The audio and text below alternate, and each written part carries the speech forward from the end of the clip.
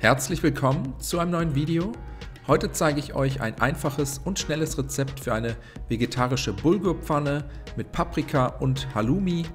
Dafür bereiten wir zunächst den Halloumi-Käse vor. Ich habe hier insgesamt ca. 400 Gramm Halloumi verwendet. Aus der Packung nehmen, etwas abtupfen und dann mit einem Messer in Würfel, Streifen oder Scheiben schneiden. Danach eine große Pfanne mit einem guten Schuss Öl erhitzen, den gewürfelten Halloumi-Käse in die Pfanne geben, alles mit einem Teelöffel geräuchertem Paprikapulver würzen und für 3 bis 4 Minuten bei mittlerer Hitze und gelegentlichem Wenden anbraten. Während der Käse in der Pfanne vor sich hin brät, bereiten wir noch die restlichen Zutaten vor.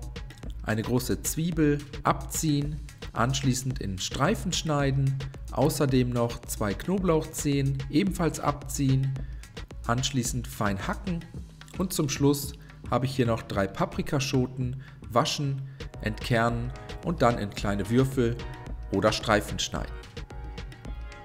Sobald der Halloumi etwas Farbe angenommen hat, aus der Pfanne heben, kurz zur Seite stellen.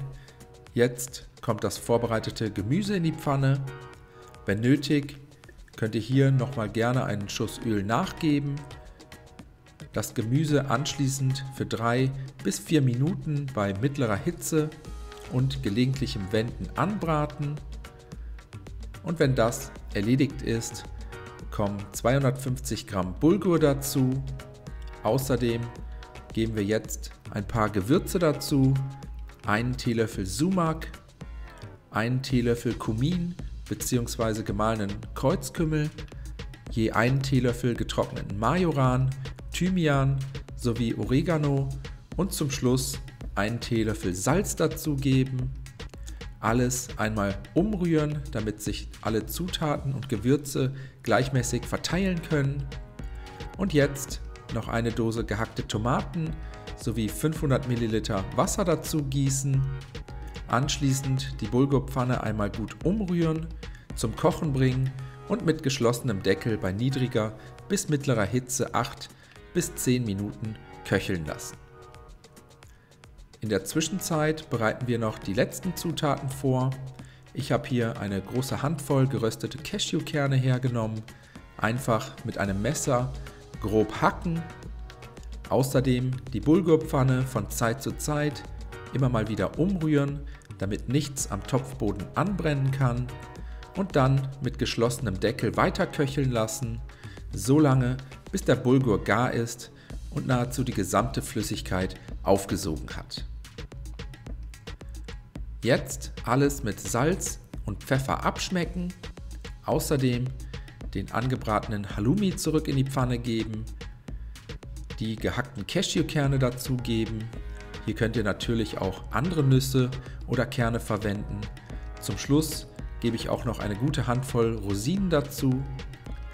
Alles ein letztes Mal gut umrühren, eventuell auch noch mal etwas Wasser nachgeben, falls das Ganze zu trocken erscheint, und dann mit geschlossenem Deckel für ein paar Minuten auf dem Herd ziehen lassen.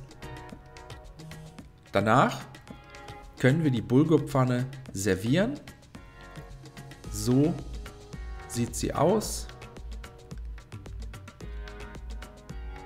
Einfach ein paar Kellen der Bulgurpfanne auf tiefen Tellern verteilen.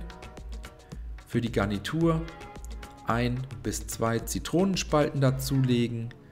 Außerdem gehackte Petersilie drüber streuen und die Bulgurpfanne mit etwas Schmand oder saurer Sahne servieren. Ich hoffe, euch hat das Video gefallen.